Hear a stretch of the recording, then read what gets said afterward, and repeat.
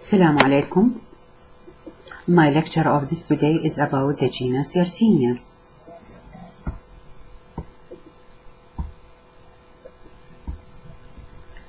Yersinia is the genus of gram-negative bacteria. This genus contains 10 species, but only 3 species infect man and animals. These 3 species are Yersinia pestis, Yersinia enterocolitica, and Yersinia pseudotuberculosis. The most important one is Yersinia pestis. Yersinia pestis is the causative agent of a plague disease. The another name of this disease is Black Death. There are 3 forms of this disease. Bubonic form is the most common infection of lymphatic system and attack immune system. In this form, the bacteria enter to the body by flea bite, and this disease characterized by pupils, hemorrhage, and pneumonia. The bacteria excite from the body by flea bite and exhalation. The second form is a pneumonic plague. Yersinia pestis enter to the body through inhalation of aerosols or droplets and cause rapid pneumonia. This form is very dangerous, and the human shed this bacteria by exhalation. The third form is septicemic form.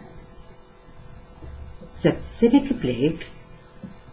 Yersinia in this form, Yersinia pestis reproduce in the blood and can be contracted like bubonic plague, but most often seen as complication of untreated bubonic or pneumonic plague.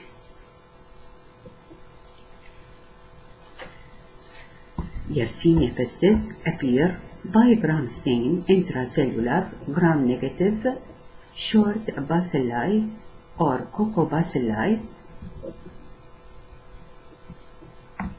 The another characteristics of this bacteria is facultative anaerobe, and the optimal growth of this bacteria is 28 centigrade degree.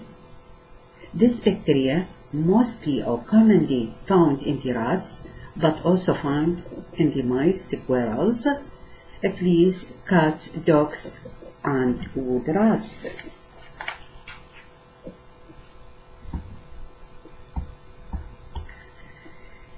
The virulence factors of this bacteria are fraction 1, abbreviation F1, also called capsular antigen.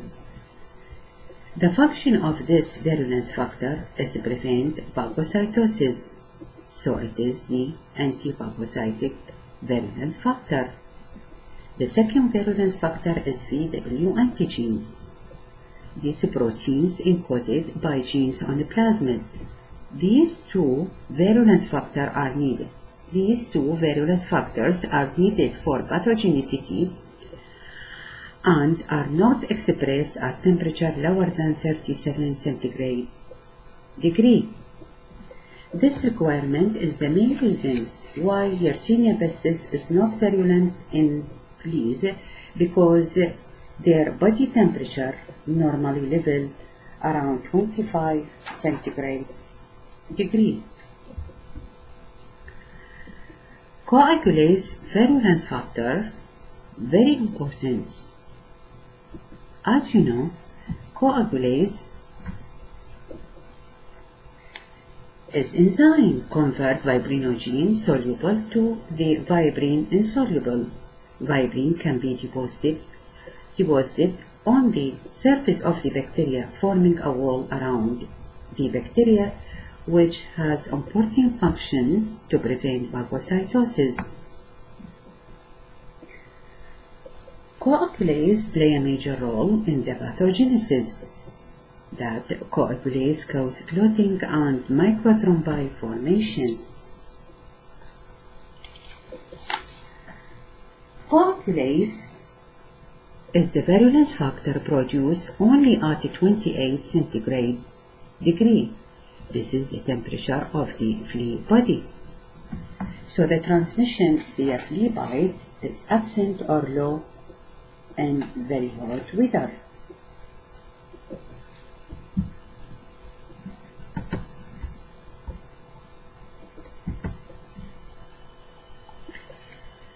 The primary carrier of this bacteria is oriental rat flea and infected rodents.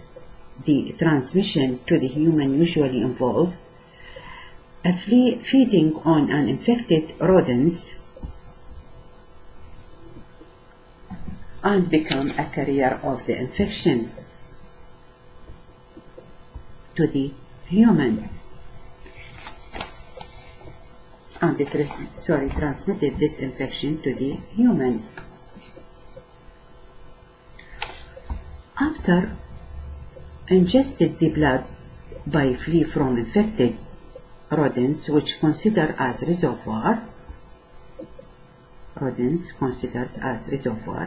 Yersinia pestis multiply in the flea gut.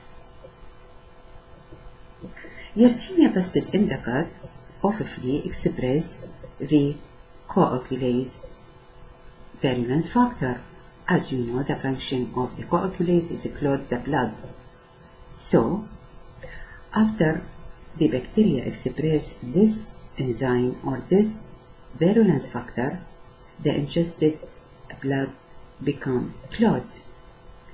This clot obstructs the proventriculus, this region between esophagus and the stomach of the flea. So this region is blocked by the clots. The flea unable to move food, which is blood, from the esophagus to the midgut because this obstruction or blockage here. So the flea still hungry and repeatedly attempt to feed or to take another blood. So flea repeatedly attempts to feed and because it is unable to ingest the blood because this obstruction. So it is regurgitates the newly infected blood back into the blood stream of the mammals on which it is feeding. Therefore, it transfers the microorganism from the flea to the mammal.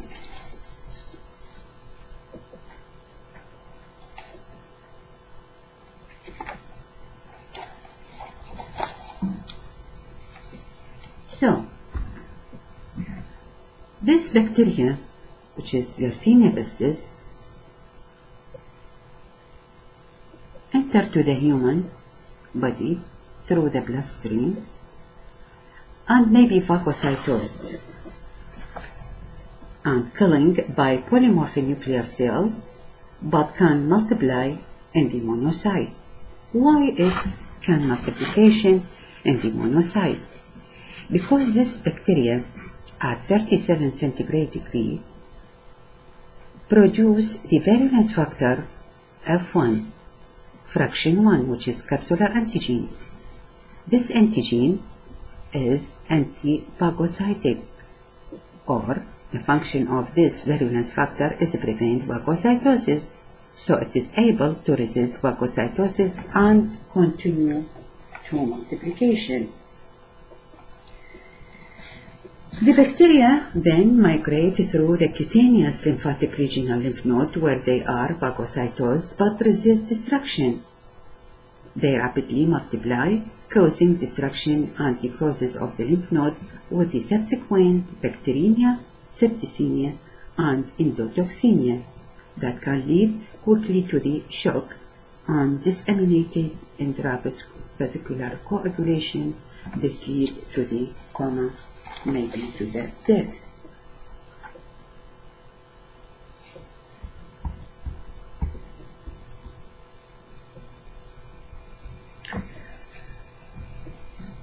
Laboratory diagnosis. The first step in the laboratory diagnosis is taking the sample. The type of the sample is according to the site of the infection. In the bubonic form of the plague, we take the pupils aspirate from the enlarged lymph node. This sample may be smear and culture or for smear and culture. In the septicemic form, we take the sample. Our sample is blood.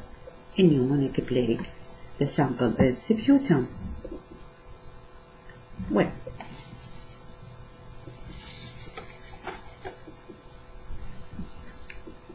examination of these samples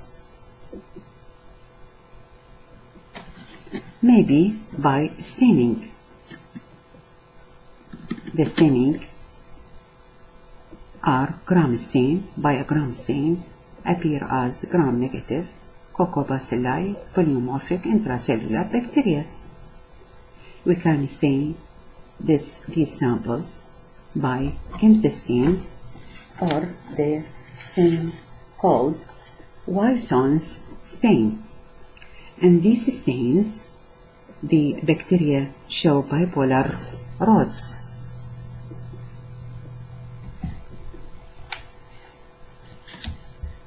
Isolation and culturing. Yersinia pestis growth on blood agar.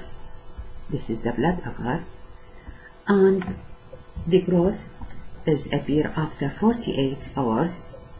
The colonies appear as fried egg.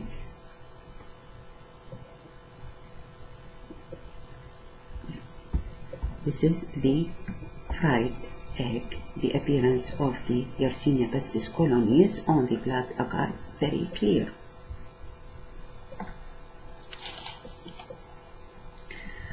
The another test is direct fluorescent antibody. The bacteria appear as green.